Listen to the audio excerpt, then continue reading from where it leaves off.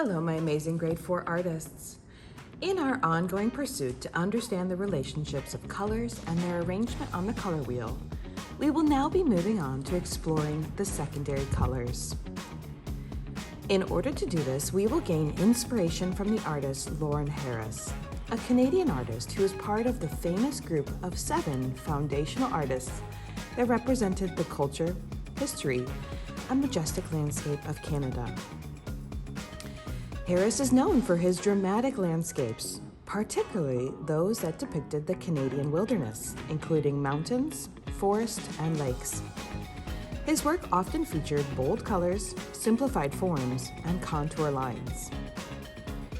We will also be creating a simple wilderness landscape in his style while featuring tints of our secondary colors. In the style of Lawren Harris, we are going to be beginning with a simple landscape drawing.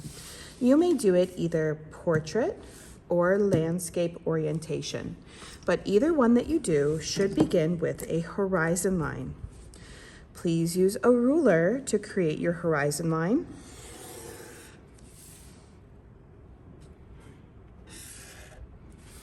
And we want to have mountains, hills, sky, river, and maybe some rocks or other parts of a landscape in the foreground.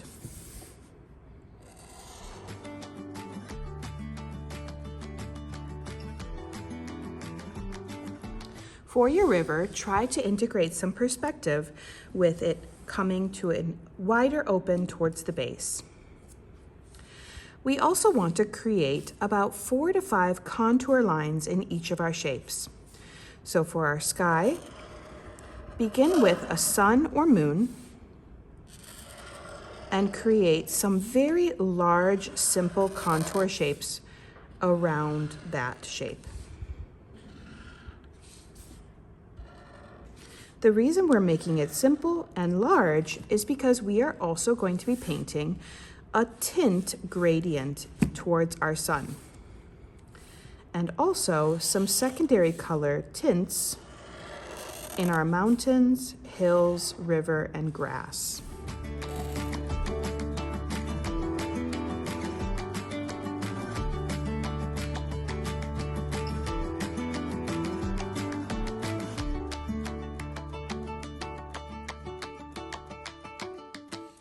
After you have made your landscape that includes mountains, hills, land, river, and sky with those simple, big contour lines, we are now going to begin with our sky and river today. Our goal is that we are exploring using a tint. So today we want to kind of play around with how white and our original hue of blue will mix together to create a subtle change in value until we get to white near the sun.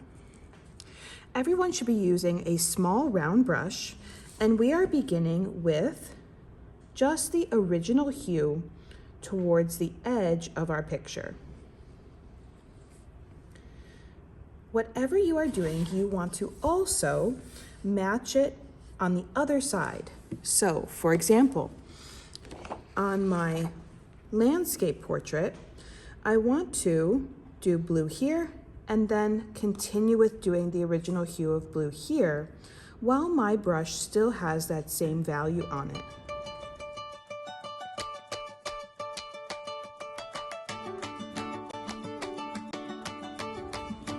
After I've done my original hue, I'm ready to add a little bit of white.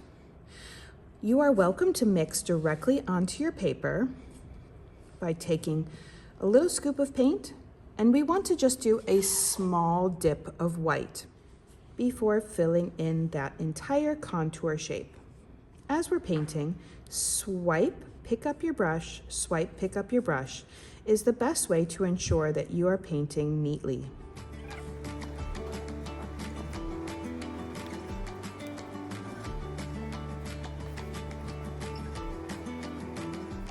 For my next section, I would like to have equal parts of my original hue and white, so taking a larger scoop of white.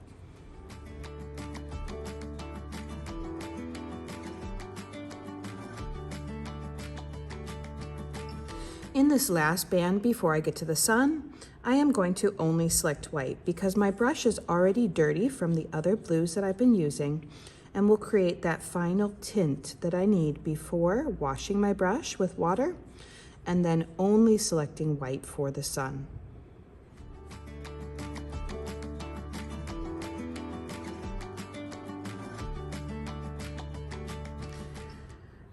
Finally, the last part is to just add white for the sun. Feel free to take a cup of water and wash your brush if you need to before doing this step.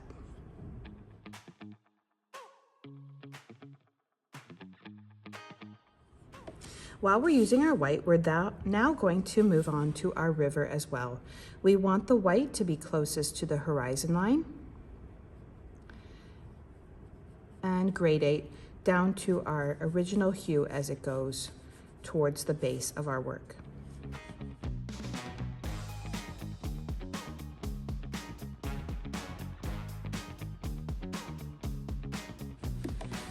Next class, we will begin mixing our own secondary and even some tertiary colors to complete our mountains, hills, land, and other objects within our landscape. For now, we are going to go ahead and wash our brush, put our palette on the counter, and our artwork on the drying rack. When washing your brush, make sure to turn the tap on and wash your brush below the level of the sink, rubbing all the pigment off your bristles before giving your brush a little bit of a squeeze and placing it right back into the correct place where you got it from. Take a look at this brush. Yuck, hasn't been washed properly. Let's go ahead and give it a scrub to get all the pigment out of the bristles.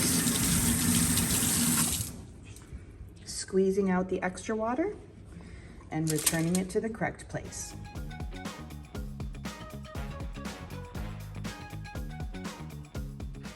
Now that we have completed introducing ourselves to using a tint to lighten our hue for both the sky and the river, we are going to start creating our 3 secondary colors: orange, green, and violet.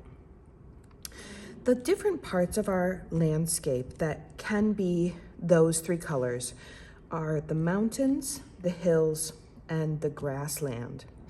Now, you're welcome to assign those colors to any of those parts. For myself, I think I'm going to make my mountains purple, my hills and tree green, and the grassland actually the orange color. You can do your own assignment how you'd like. For now though, we are going to begin mixing our colors. In your palette, you should have crimson red, regular yellow, and a warm ultramarine blue, in addition to white. And I have 4 palette knives for you to select and bring the color to your palette paper. This is where you will be mixing. You can go ahead and put a dot of the color that you will need to mix and keep your palette knife assigned to that color. So for my red and yellow, what color am I going to mix together here? If you said orange, you are correct. I'll need some yellow down here.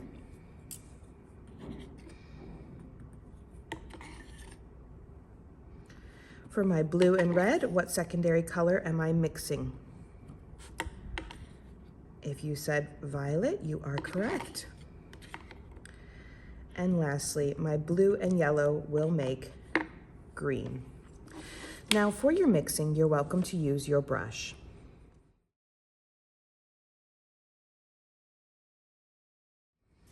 And once you have your original hue, you can begin painting.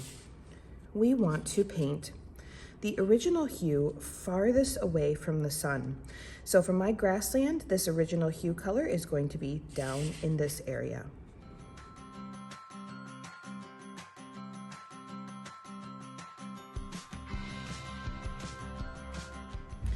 Once you have your original hue, you can start to add a little bit of white to your palette and mix it together with your hue in the space next to it on your palette paper.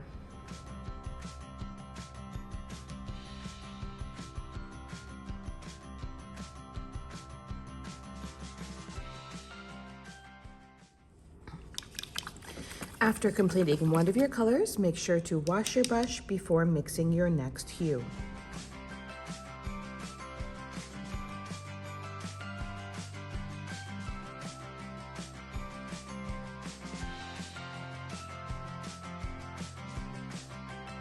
After you've completed the hues and tints for all of your secondary colors, you may still have a few areas of detail that you haven't assigned a color to. For example, my tree trunk down here, I'm just going to revisit it with a color that isn't nearby. So my violet, I'm going to fill it in with my original hue of violet.